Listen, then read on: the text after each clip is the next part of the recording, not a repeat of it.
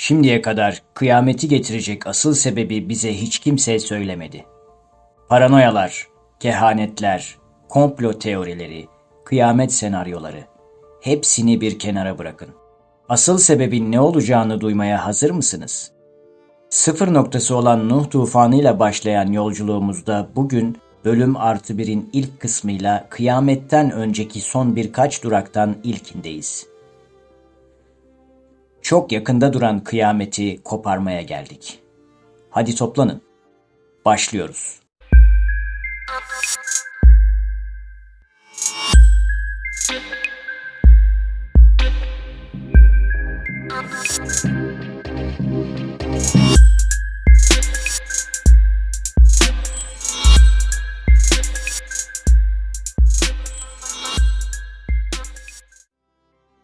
İlk kez bu videoyla bizi tanıyanlara tavsiyemiz, konunun bütünlüğünü sağlayabilmeleri için öncelikli olarak serimizin ilk 2 videosunu izlemeleridir. Sizler için bu 2 videonun linkini açıklama kısmına ve videonun sonundaki bitiş ekranına bırakacağız. Bu kısa hatırlatmanın ardından meşhur bir deyimle konumuza giriş yapalım. Nuh dedi, peygamber demedi sözünü hepimiz biliriz. Peki bu sözün kıyametin sebebi olacağını biliyor muydunuz? Kısaca açıklayacak olursak, Nuh aleyhisselamın peygamberliğini oğlu da dahil olmak üzere kavminin çok büyük bir kısmı kabul etmemişti. Öyle ki tufan suyunun yükselmeye başlaması bile oğlunu inandıramamış, gemiye binmekte inat eden Kenan bir dağa sığınacağını söylemişti. Bu inadı ise boğulmasına sebep olmuştu. İşte bundan dolayı inatçı insanlar için Nuh der peygamber demez sözü kullanıla gelmiştir. Peki bir peygambere inanmamak ne anlama geliyor? İslamiyete göre peygambere inanmamak, Allah'a inanmamakla eşdeğer görülmüştür. Çünkü Allah'ın varlığını ve dinin esaslarını insanlara öğreten peygamberdir. Onun sözüne inanmayan doğal olarak Allah'a da inanmamış olur. Bu duruma düşen kavimlerin ise helak edilerek cezalandırıldığını görüyoruz. Ancak Nuh kavminin helak edilme tarzında önemli farklar var. Kur'an'da adı geçen 30'a yakın peygamberin yalnızca 2 tanesinin Hazreti Adem ve Hazreti İdris'in Hazreti Nuh aleyhisselamdan önce yaşadığını biliyoruz. Bu 2 peygamberin kavimleriyle ilgili bir helak anlatımı yok. Kronolojik anlamda ilk toplu helak Nuh kavmiyle başlıyor. Bunun nedeniyle ilgili Kur'an'da net bir bilgi olmamakla birlikte bazı çıkarımlar yapılabilir. Hazreti Adem aleyhisselamın ömrü farklı hadis kaynaklarında 1000 ya da 2000 yıl olarak geçiyor. İlk insan ve ilk peygamber oluşu ve kavminin tamamının kendi evlatları olması, onun dönemi için doğru yoldan ayrılan bir topluluğun varlığı ihtimalini oldukça düşürüyor. Dönem itibariyle kendisinin ve bu ilk neslin yaşam sürelerinin oldukça uzun olması, Hazreti Adem'in vefatından sonra dahi vahyin doğru aktarımında büyük bir problemin yaşanmayacağını akla getiriyor. Ancak bu durumun insanların yaşam süresi bakımından çok fark olmasa da Hazreti Nuh aleyhisselamın devrinde tamamen kaybolduğunu görüyoruz. Bunun yanı sıra Kur'an'daki diğer helak anlatımlarının aksine Nuh kavminin uğradığı felaket tüm dünyadaki canlı popülasyonu yok edecek cinsten. Fark ettiniz mi bilmiyoruz ama Nuh tufanı tam bir kıyamet provası. Tufana kadar peygamberler önderliğinde insan eliyle kurulmuş bütün düzenler suya gömülüyor ve tarih sıfırdan başlıyor. Zaten Hazreti Nuh'a da 2. Adem denmesinin sebebi bu değil mi? Böylesine büyük bir felaketin günümüzde gerçekleştiğini düşünün. Bugün insanlığın sahip olduğu bilgi ve teknolojinin üreticileriyle birlikte boğulduğunu, mesela internetin sil baştan icat edilmesini gerektirecek şekilde kaybolduğunu, süslü dijital dünyanın çamurlar altında kalarak yitip gittiğini ve her şeyin sıfırdan başladığını. İşte en başından beri büyük tufanla ilgili söylemeye çalıştığımız şey bu. Tufandan öncesiyle ilgili birilerinin zihnimize çivi gibi çaktığı ilkel hayat önyargısını yıkmalı ve teknolojik anlamda bugünden çok daha ileri bir dünyanın o günlerde var olabileceğini de ihtimallerimizin arasına dahil etmeliyiz. Kıyamet provası dememiz boşa değil. Hem sebepleri hem de sonuçları açısından bu iki büyük olay arasında müthiş benzerlikler var. Şu an için bize lazım olan ise sebepler kısmı ve bu sebeplerden biri de teknoloji. Nasıl mı? Durun bir dakika. Nereye gidiyorsunuz? Merak etmeyin. Konuyu küresel ısınma, ozon tabakası delikleri veya iklim değişikliği gibi klişe bir yere bağlamayacağız. Bunları anlatan yüzlerce çalışmanın bir benzerini yapmak için burada değiliz. Sıfırdan Bire serisinin hedefi, kıyametin bugüne kadar konuşulan sebeplerini değil, hiç konuşulmayan ana sebebini göstermek. Elbette bunu yapmamızın temelinde de çok daha yüce bir sebep var. Hazreti Nuh'un yaptığı gemiyi üstün bir teknoloji sayesinde inşa etmesinin kaçınılmaz olduğunu ve bu teknolojik bilginin Hazreti Adem'den başlayan çift kanallı bir bilgi olduğunu anlatmıştık.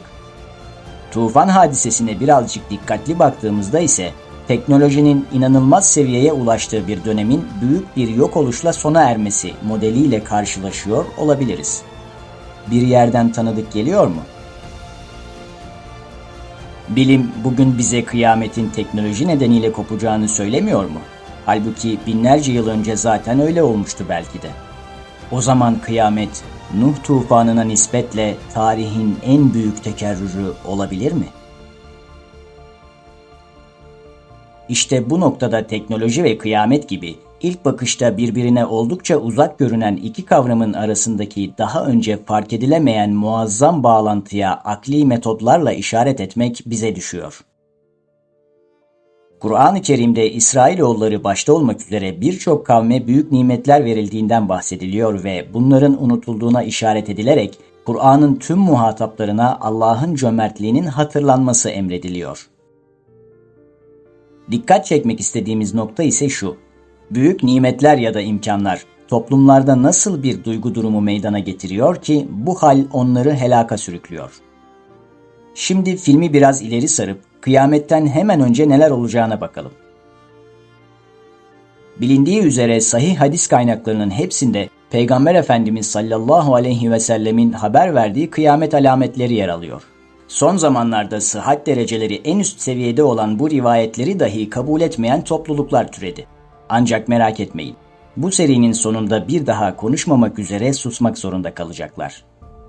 Meydan okumamızı da yaptığımıza göre konumuza dönebiliriz. Sahih-i Müslim ve Sünen-i Tirmizi'de bize iki farklı metinle ulaşan bir hadis-i şerifte Efendimiz Aleyhisselatu Vesselam şöyle buyuruyor: yeryüzünde Allah Allah diyen kalmayıncaya kadar kıyamet kopmaz. Sünen-i İbn Mace'de geçen diğer bir hadis-i şerif ise şöyle: elbisenin nakışı silinip gittiği gibi İslam da silinip gider.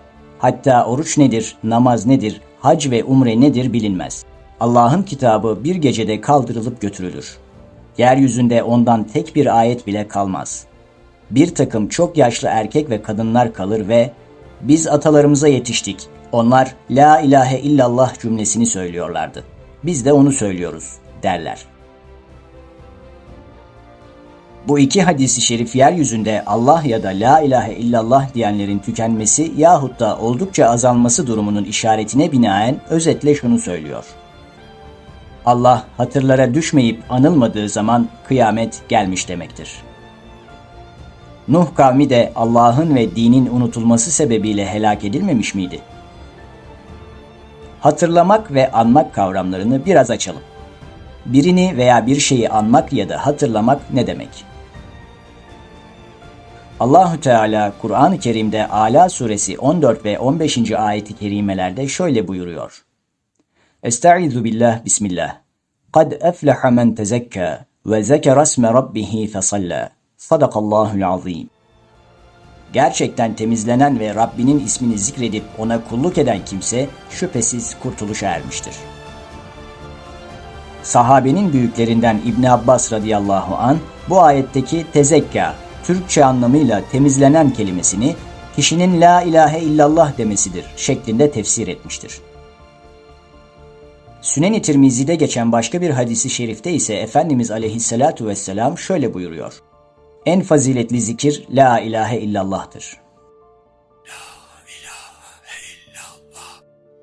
Anlaşılıyor ki Allah'tan başka ilah yoktur cümlesi Allah'ı zikretmenin en güzel yolu. O zaman zikir kavramına bir göz atalım. Kelime olarak en kapsamlı anlamı hem dille, hem akılla, hem kalple, hem de ruhla anmak ve hatırlamak. Kavramsal olarak değerlendirildiğinde ise iyi günde de, kötü günde de tüm benliğimizle ve akıldan, dilden, kalpten ve ruhtan düşürmeyi, aklımızdan bile geçirmeyi istemeyecek şekilde anmak ve hatırlamak olarak söylenebilir. Buna binaen şu farkı ortaya koymak gerek. Uzaktan bir akrabanızı hasbelkader ayda yılda bir hatırlamak ve anmak zayıf bir zikirdir. Mükemmel zikir ise aşık olduğunuz kişiyi gönlünüzden çıkarmayı, aklınızın ucundan geçirmeyi dahi ölüm olarak kabul etmenizdir. Bu manaya tam olarak işaret eden ayeti hep birlikte okuyalım. Zümer suresi 49. ayette şöyle deniyor. Estaizu billah, bismillah. Ve izâ messel insâne durrun da'âna, thumme izâ khavvelnâhu ni'meten minnâ, qâle innemâ utîtuhu alâ ilm, bel hiye fitnetun velâkinne ekserahum lâ ya'lemûn. Sadakallâhul azîm. İnsana bir zarar dokunduğu zaman bize yalvarır. Sonra kendisine tarafımızdan bir nimet verildiği vakit, bu bana ancak bilgimden dolayı verilmiştir der. Hayır, o bir imtihandır. Fakat çokları bilmezler.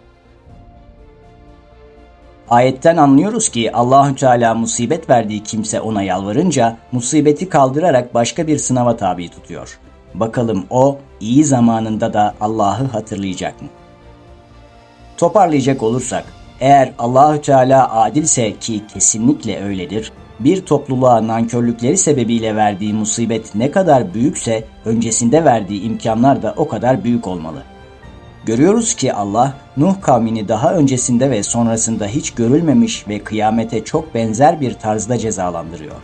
Zira tufan, bütün dünyayı etkisi altına alarak gemiye binenler hariç tüm canlıları yeryüzünden siliyor. Benzerliği fark ettiniz mi? Nuh kavmi Allah'ı unutuyor ve neredeyse tüm canlı varlığını bitiren bir tufan geliyor. La ilahe illallah diyenler ya da Allah diyenler kalmıyor ve kıyamet kopuyor. Ve bugünün bilimi bize kıyamet teknolojiyle gelecek diyor. Peki Nuh kavmine verilen bu büyük imkanlar muazzam teknolojiler olabilir mi? Bu sorunun cevabını da vereceğiz elbette. Ama serinin bir sonraki videosunda. Kıyamet kopana dek kalın sağlıcakla.